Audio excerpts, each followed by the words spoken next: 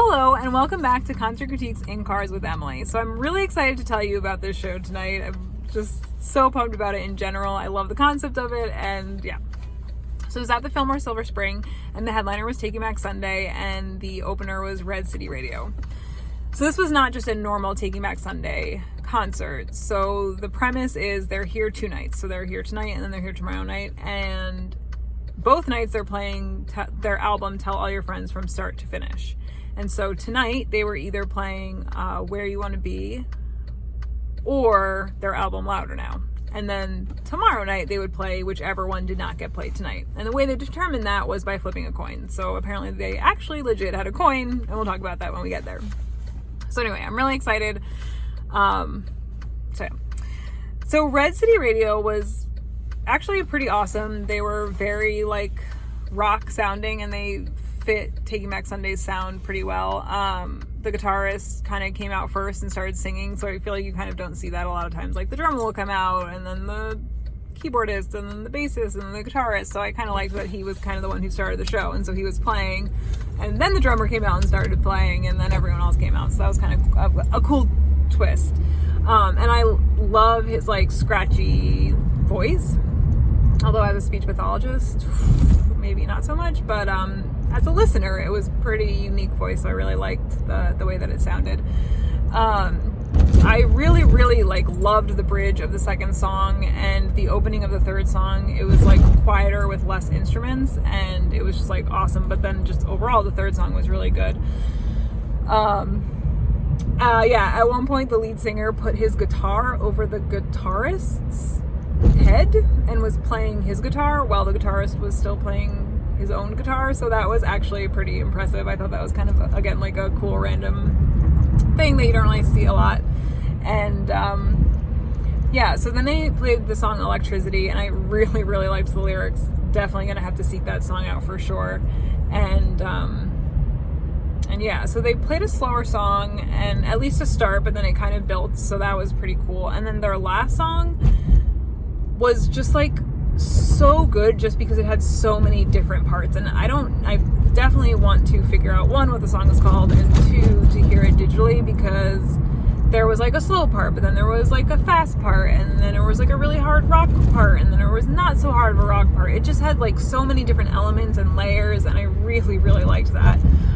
Also, overall, I really liked any time they had 2 singers singing at the same time, which was really cool. The one guy who was probably the guitarist, bassist, he sang quite a bit, and so I really liked when both of them, the lead singer and someone else, was singing at the same time. Yeah, definitely overall great band. Wish I had listened to stuff before I had gone to see them, because they seem like really just an energetic band, and definitely someone who really meshed well with the Taking Back Sunday headliner. Sorry. So let's go to Taking Back Sunday.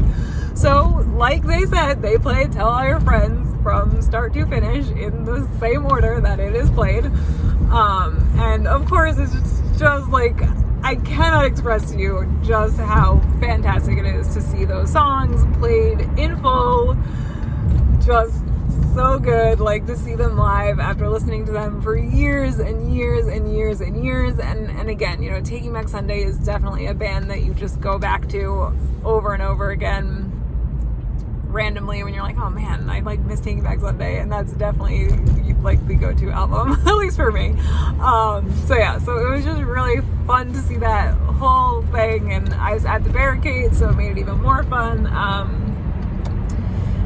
But yeah, let's get into some details. So the best part in the whole show was the lead singer kept totally messing with the guitarist/keyboardist's guitar pedal, and every time he came to that side of the stage, he would just push the one guitar thing, and the guitarist would always have to push it back, and it was just so like funny and just awesome, and definitely would have been a detail that I would have missed if I was not at the barricade. So that was really cool, so I'm glad that I was there for that. Definitely made it a more unique experience than maybe it could have been if I hadn't noticed that small detail. And another thing he did was he kept spinning his mic, and I definitely remember that from previous shows for sure. But yeah, he would spin it, and it would like kind of go around his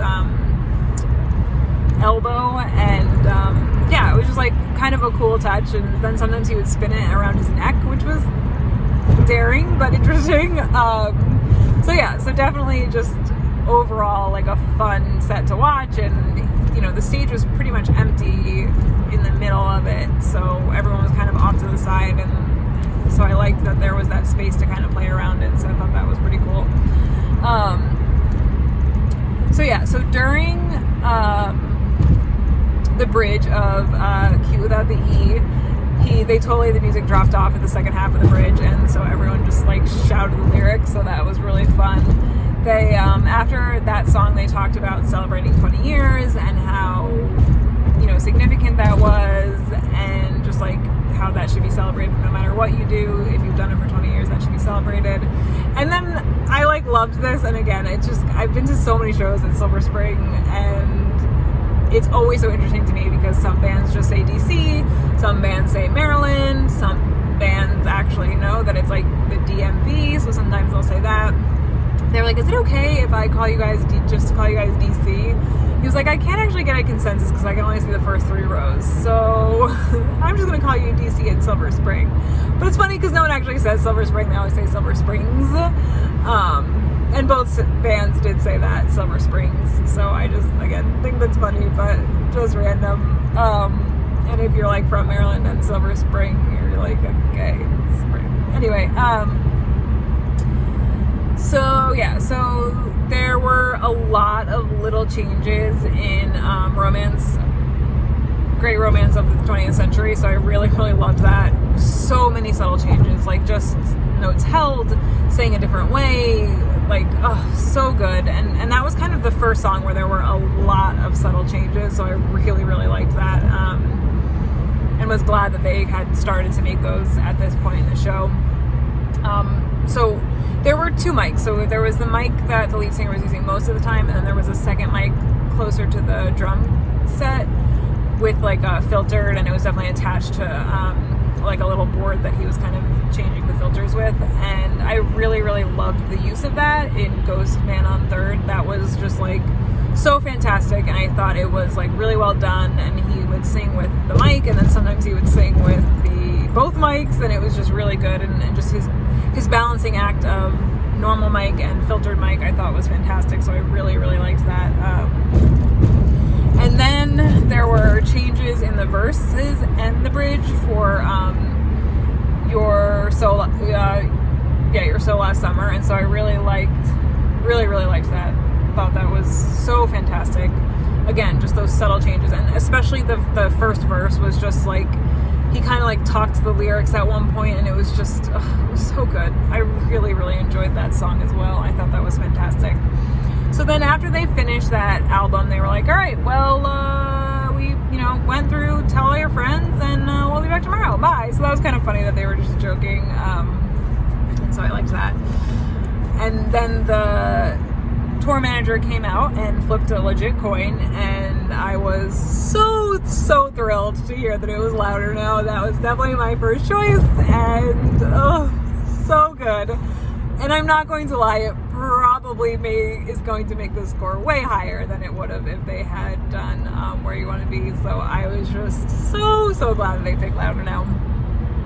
And so they said that the first song was written about like someone they had a bad partnership with, and legally they can't say his name, but yeah, I guess at one point he was drunk and he left messages on this guy's phone, and every message said, what's it feel like to be a ghost? So of course that's the song they open with, which was fantastic. It's just so good. And then at the end of Liar, oh my gosh, like, the just changes, he like changed just one little subtle line, and it was just so fantastic, and I loved every second of it, and it was just so great, and I really, really liked that. Then they stopped in the middle of My Blue Heaven and kind of talked about, I couldn't really hear what they were talking about. He was mumbling to the bassist, maybe, guitarist, I don't know. Like purposely to be funny, but I just couldn't hear it. But I'm pretty sure at one point he said something about like a certain style of jean coming back in fashion style. I don't know. So that was just, you know, again,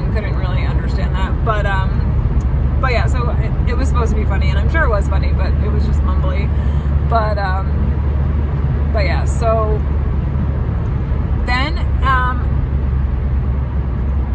the end, so the end of 2020 surgery was, oh god, I don't even know if that's what it's called. That's what I'm calling it, and I don't even know if that's the lyrics, so I could be totally wrong. I probably should have looked that up. Sorry, guys. Love that song though, and it was just so good. The ending of it was really, really great. They had a lot of subtle changes, so that was cool. And then everyone but the singer left the stage, and the lead singer like sat down, tied his shoe. There was like a small little break. The lights were still on the stage though, so just like a little reprieve. And then the lead singer got an acoustic guitar, and so at first he played a Red City Radio like intro, and he goes, oh, this is like a Red City Radio song. And then he thanked the crowd for being fans, and it was funny because he was like, so, you know, you like came out, you drove here, you whatever. He goes, some of you had to get a sitter, and he goes, and I can guarantee that like some of you had to get a sitter. So that was pretty funny that I was like, yep, we're that old, like we've listened to you for 20 years, we now have kids and are functional adults. So that was, I like that he at least like appreciated the fact that people probably did go through quite a bit of effort to see them tonight in terms of childcare. So that was a pretty fun comment. And then they played, then he played Divine Intervention with the acoustic guitar, and pretty much like right when it started, the keyboardist came back out and played the keyboard, and then after that, the bassist, guitarist, one of them came back out to help finish up the song. So yeah, and so the lead singer also had like a harmonica like thing attached to his shoulders, and so he was playing that and playing guitar at the same time, which was really, really impressive. I really, really thought that was an awesome skill, and again, just super impressive. And so then after that, so in the middle of that song, he talked about how like this is about his friend who used to sit at a dog park, or I could have heard that word wrong, sorry. I thought it was dog park, but I could be wrong. But they used to like sit and chat together, and then he talked about how the next song is also about his friend.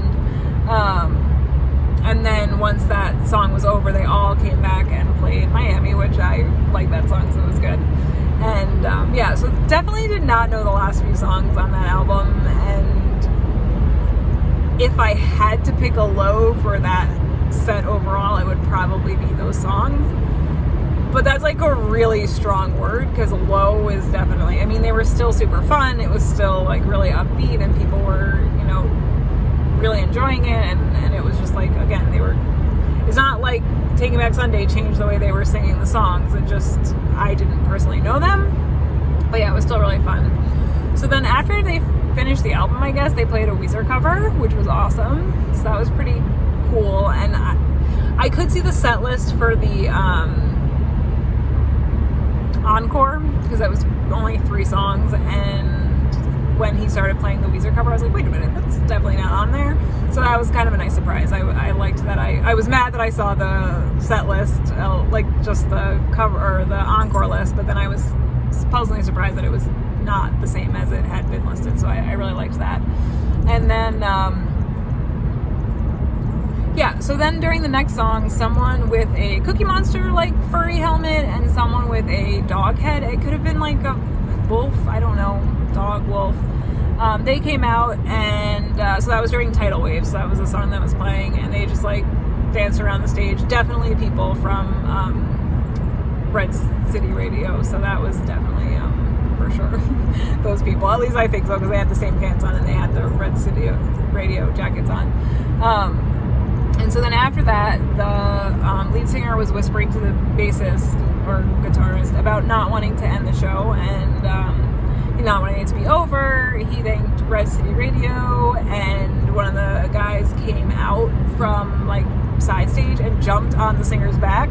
And the singer was like, no, you're like stuck here. Like I caught you. Like it's so rare to catch one of these in the wild. So I love that he just took that to that place so quickly. And again, I don't know if he's done that for every show. If you know, please comment and let me know. But I just love that was like the first thing he thought of. He was like, oh, I got one in the wild.